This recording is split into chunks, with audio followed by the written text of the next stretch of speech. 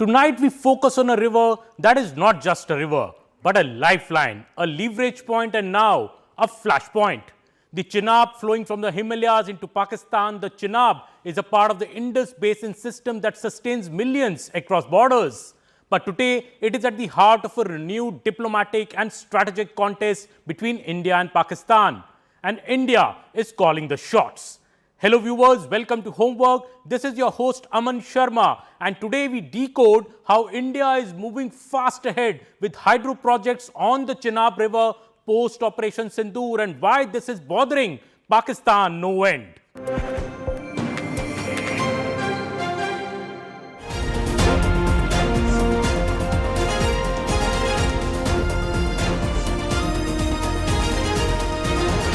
India has begun work on the rupees 5,129 crore Sawalkot Hydroelectric Project in Jammu and Kashmir, a massive 1,856 megawatt development that marks a decisive moment in India's water and energy strategy. The Ministry of External Affairs has made its position clear. Any development project in India is based on India's understanding and national priorities. That is how India views Sawalkot. But Pakistan sees it differently.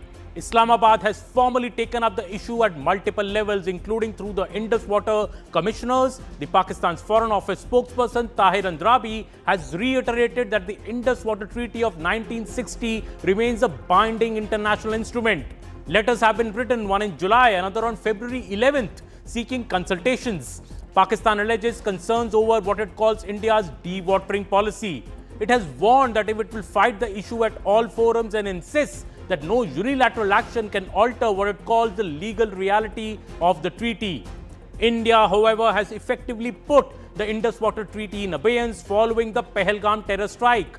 And since then, there has been visible urgency in the hydropower development across the Chenab basin. Let's understand what this means. The Sawalkot project, located between the Salal and the Baglihar projects on the Chenab, is designed as a run-of-the-river project, meaning it does not create massive reservoirs like traditional storage dams. Stage 1 will generate 1,406 megawatt and Stage 2, 450 megawatt. The project could take up to 9 years to complete, but construction is being planned at a rapid pace.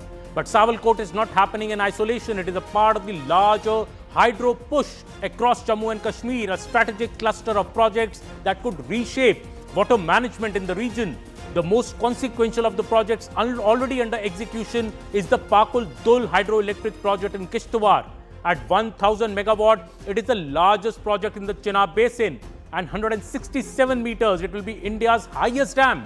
More importantly, it is India's first storage project on a western river flowing into Pakistan. Storage changes the equation. It allows regulation of water timing, not just generation of electricity.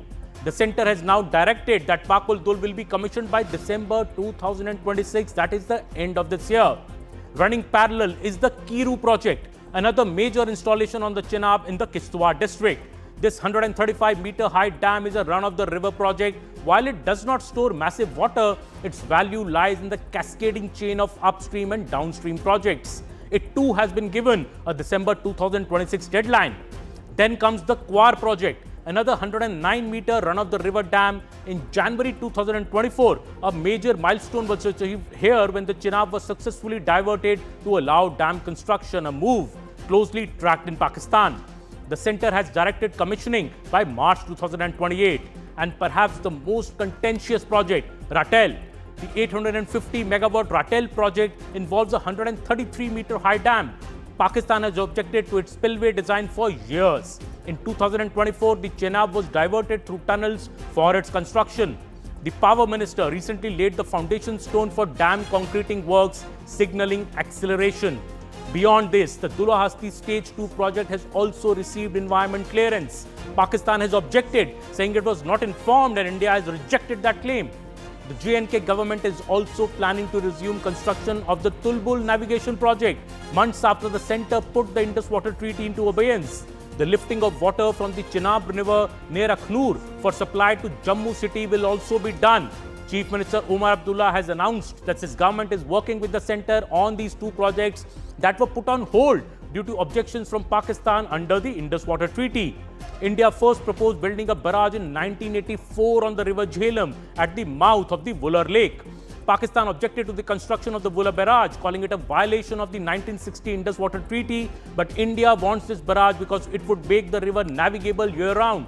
Pakistan has argued that controlled flow of water into the Jhelum could harm its territory. Pakistan has feared since the 1980s that if the Vular Bridge is built, India would be able to create and control the flow of water into the Jhelum, potentially resulting in drought or flood situations at will. Well, the project could impact Pakistan's triple canal system as well, the upper Jhelum Canal, the upper Chenab Canal and the lower Bari Doab Canal. So why does all this matter so much? Because nearly 3/4 of Pakistan's water originates from the western rivers, the Indus, Jhelum and the Chenab that flow from India. Over 90% of Pakistan's agriculture depends on this basin. In simple terms, 9 out of 10 Pakistanis depend on water that first flows through Indian territory. India maintains that it is operating within its rights, especially with run-of-the-river projects that are permitted under the treaty provisions. Pakistan insists on full compliance and international legal mechanisms, but the strategic reality is this. Hydropower is no longer just about electricity. It is about timing of flows. It is about seasonal regulation. It is about leverage. India says these are development projects aimed at energy security and regional growth. Pakistan says they threaten its existential water rights. On August 15th, last year, Prime Minister Narendra Modi described the 1960 Indus Water Treaty signed by Jawaharlal Nehru as unjust and harmful to Indian farmers. There are big question marks on the treaty, as when it was first debated in Parliament in 1960, it had already been signed and ratified. Going back into history, while Nehru's government had then defended the treaty as pragmatic and necessary step to resolve a long-standing dispute with Pakistan, many MPs across party lines, including members of the Congress, criticized it, arguing that India had conceded too much. A key grievance was that Parliament and opposition leaders were not taken into confidence in 1960 before the treaty was finalized. Critics felt India had compromised its long-term interests. The treaty, brokered with the World Bank's involvement after years of negotiations, allocated the 3 eastern rivers, the Ravi, Beas and Satluj to India, and the 3 western rivers, Indus, Jhelum and Chenab, to Pakistan. Now the treaty seems history. As deadlines approach, December 2026, March 2028, the hydro clock is ticking. This is no longer just about dams. It is about doctrine, it is about deterrence, and it is about development and diplomacy colliding over water. And in South Asia, water has always been power. We will continue to track this unfolding hydrostrategic story. Former Ambassador Rajiv Dogra has been a keen watcher of international affairs as well, an expert on the Indus Water Treaty. He has himself written about it in a book a couple of years back. Mr. Rajiv Dogra is our newsmaker on Homework this week.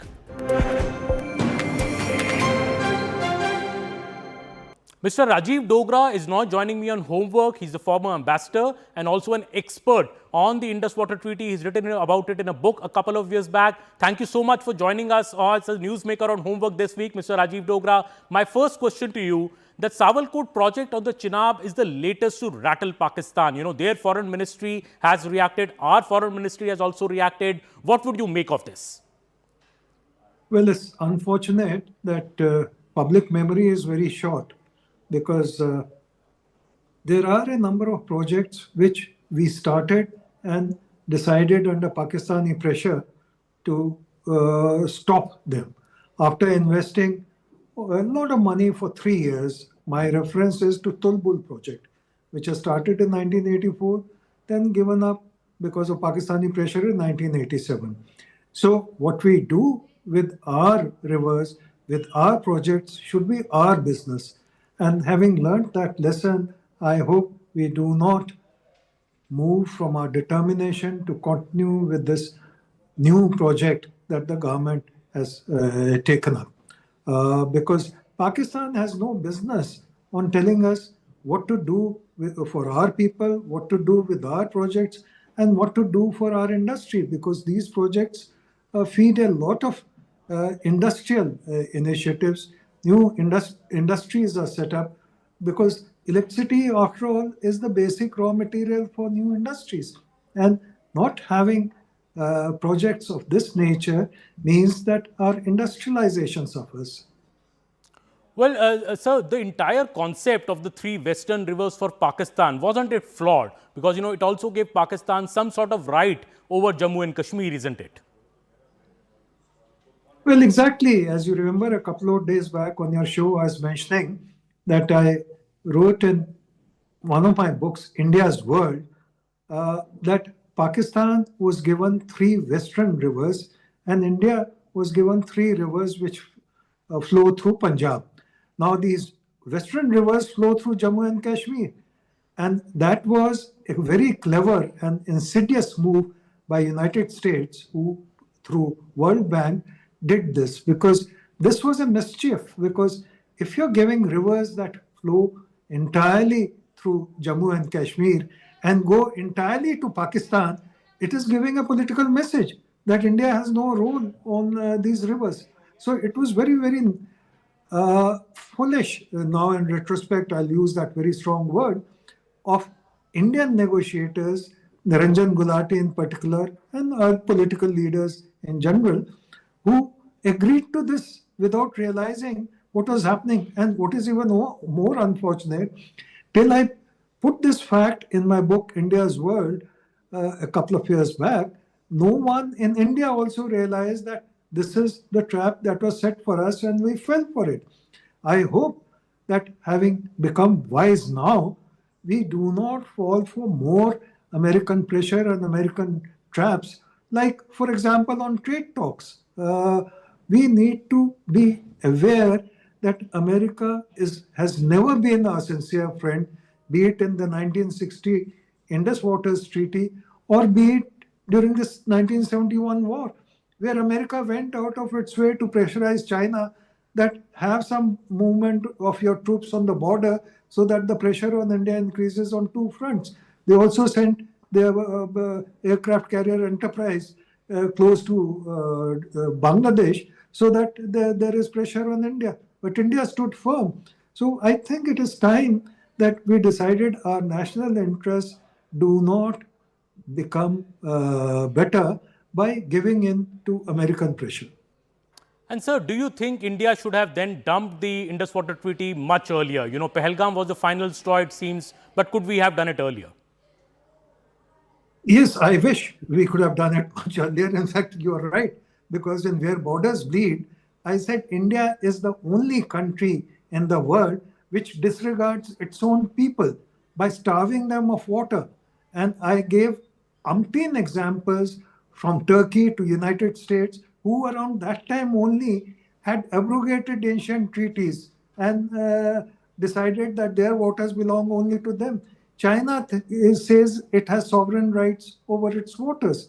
So I really hope that it should have been put in suspension much earlier, but it is a good step that finally we have put it on the suspension, and I hope the canal works and the hydroelectric projects are speeded up even more than they are already, so that our waters come for our people. Let me quote you an example. I believe Mr. Omar Abdullah, the Chief Minister of Jammu and Kashmir, was told by a former minister of Jammu and Kashmir, if I remember correctly, Mr. Sharma from Jammu, who said the wells in Jammu are drying up because there's no water. So look at this, that a water-rich state like Jammu and Kashmir cannot give water to its own citizens because all the water is flowing to Pakistan. So groundwater level needs to be increased, and that can only be increased if there is water from the rivers that can be drawn into the canal systems or into other systems of that state, which unfortunately is not happening.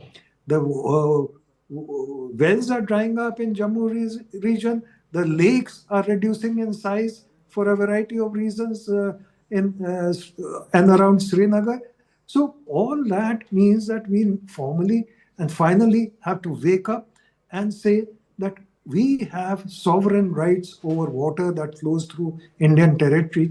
And as far as Pakistan is concerned, it can look after its own people. And as Jinnah said, they should, in 1947, before the partition, when Redcliffe asked him whether you want waters that flow from India, and how much do you want? He said, I would rather have a desert in Pakistan than drink Hindu water. So it is time Pakistan started having deserts in its own territory because we need our own water. Well, certainly very, very strong words there from Mr. Dogra. Thank you so much for joining us on Homework, sir.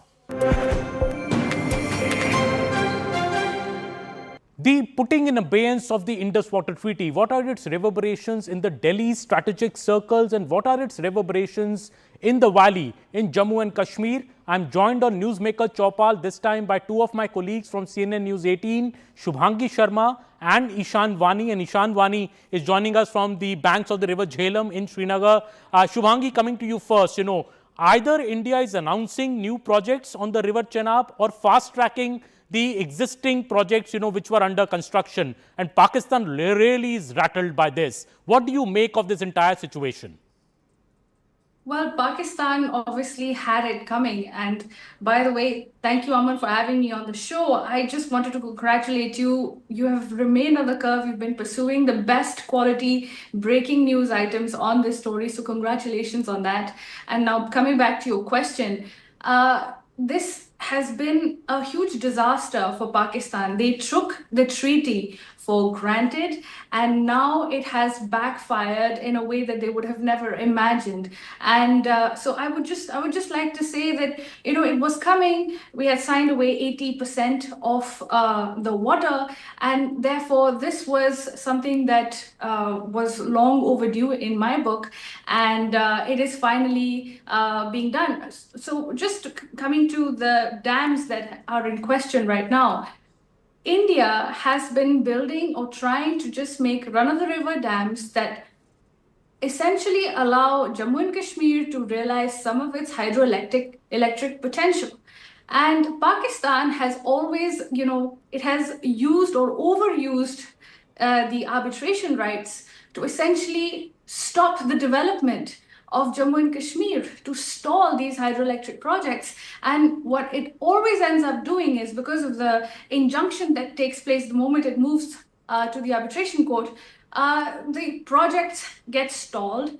There is a huge cost overrun, and the Indian government has to bear the brunt, all while Jammu and Kashmir suffers because it is unable to realize, the hydroelectric potential of that state. So Pakistan gets to play a lot of nasty games inside India where it should not have any jurisdiction, and therefore it was really long overdue when it comes to staying out of or putting the Indus Water Treaty in abeyance and pursuing these development projects without any hindrances from Pakistan.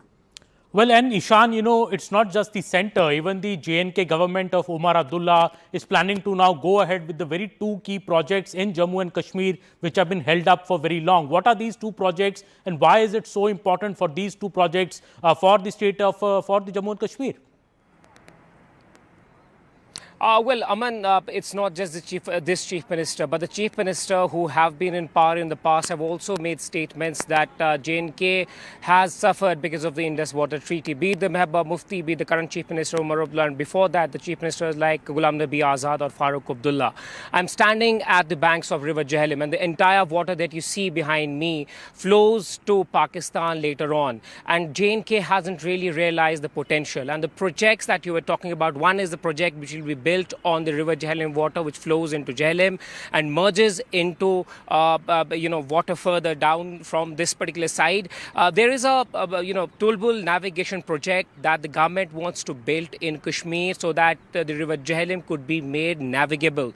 Because of the low water capacity during the summertime, they're not able to realize the potential of navigation on the River Jhelum, and that's why they want to build it. It was conceived in 1980s, and around 1984 the project had the first kind of objection from Pakistan that you cannot build it, citing the Indus Water Treaty. Though at several occasions India tried their level best to ensure this project goes on. Despite that, Pakistan did not allow it to happen. And what was the nail in the coffin before Indus Water Treaty has been now put on abeyance was in 2012 when the terrorist group attacked a group of workers who were making embankments and trying to ensure that the river water is kept steady. But these terrorists reached there on the behest coast of Pakistan, attacked the workers' camp there, used the JCB which was present there to demolish the already made embankment of that particular area to ensure that, because Pakistan feared that the water that came from Kashmir would somehow be diverted or India can use it, because several of its rivers or projects or farming depends on the water which flows from Chenab and also from Jhelum. So that is what it makes difficult. And the second option that the J&K government is pursuing is a lifting of water from Chenab near Akhnur, so that people in Jammu, which faces and water scarcity because of the population growth and further heat during the summer, and that's why Jammu city has faced a water scarcity. The government wants to lift the water from there. It is a project which they have been conceiving since years, but Pakistan has been raising objection. But because of the Indus Water Treaty being in abeyance, they will be able to take water from Akhnur and supply it to parts of Jammu. It will not only benefit the agriculture, but also living of people will be better. And this navigation will also help India to ensure that they are able to keep control of their water. Look, in Jammu and Kashmir, you still have electricity cuts which are long. Despite several hydropower projects, India hasn't really made full potential of the hydropower generation in Jammu and Kashmir because of the Indus Water Treaty being there. Though there is Kishan Ganga, you have Uri 2, you have several other projects running on the water from Jhelum and other sources, but there have been hindrances that Pakistan has put from time to time. Right, but now since it's in abeyance, so the J&K government is trying to push it with the center so that they can pursue J&K's people and the country first with the potential of water. Well, Shubhangi, and in strategic circles in Delhi, what do we make of how Pakistan is reacting to it? Pakistan wants to go to international tribunals, but do you think this will have any impact on what India is planning on the entire Chenab River? Well, this time it is not the 1950s anymore when this treaty was being negotiated. Back in the day, India was under tremendous pressure from Washington, D.C., from the World Bank, and essentially it signed away these rights from a position of weakness. Right now, India is a rising great power. So if you ask anybody in the strategic circles also, they will also tell you that while it is complicated, we also know that India is a rising great power. It has greater negotiating capabilities. Pakistan can come to the table, but at the same time, it has to understand that hydrology, this water, is now part of deterrence. And so it is really contingent on Pakistan's good behavior, how India works with this water. So for now, we obviously are not planning to nick the water or do anything untowardly with the waters that are in India's geography. We don't have the infrastructure. We also don't have any plans to do that. But at the same time, India is now it is recognizing its own geographical leverage and putting it to use, or at least hinting to the Pakistanis that can be done. The Indus Water Treaty was the most ideal water sharing pact in the world. And it was celebrated for being as successful as it was. But at the same time, we often overlook the fact that the reason why it was so successful was because the main deliverables were with India, and India was sticking to the treaty. It was honoring the pact. And Pakistan took it for granted. And therefore now they might be rattled because they have not built the infrastructure. They have very low water storage capacity. They don't have a very sufficient canal system. So their agriculture is dependent on the Indus water system in a big way. And also it's dependent on how India, if in the future India decides to build major dams the way the Chinese have on the Yarlung, which is the upstream river, basically the Brahmaputra, then Pakistan would be in huge trouble if India starts using those tactics. And I'd also like to just point out that strategically speaking, Pakistan might like to, lecture us on this, but its own allies, China, as I've already said, has been very brutal towards its own downstream neighbors. And while India already knows that, it's actually much worse in Southeast Asia, where the Chinese have built these massive dams on the Mekong River. And the Southeast Asian nations will know, they can tell you how bad it has been. It has been politically used, the water has been nicked. And the same way you talk about Pakistan's other ally, Turkey. And it has done the same thing. You ask Iraq and you ask Syria how maximalist Turkey's position has been and how brutal it has been towards the downstream rivers. So, Pakistan is in no position to lecture us. And, it has taken India and taken the Indus Water Treaty for granted. And now it is going to have to understand that there is a risk. Well, there are no immediate consequences at play right now, but there is a risk that if it misbehaves, if it decides to go to war with us, if it decides to conduct massive terror attacks as it has in the past, then it would be in serious trouble.